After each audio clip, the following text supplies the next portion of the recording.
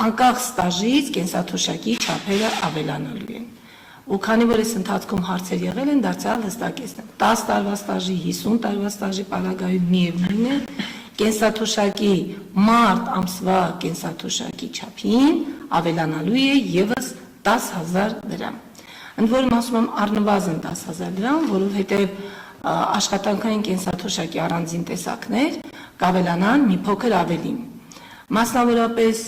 այն դեպքում, երբ անձը ստանում է հաշմանդամության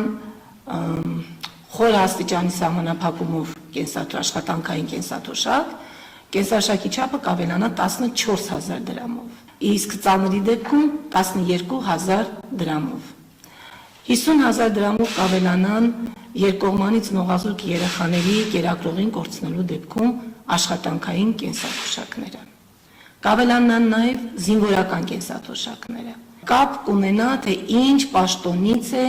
զինծառայողն անցել կենսաթոշակի։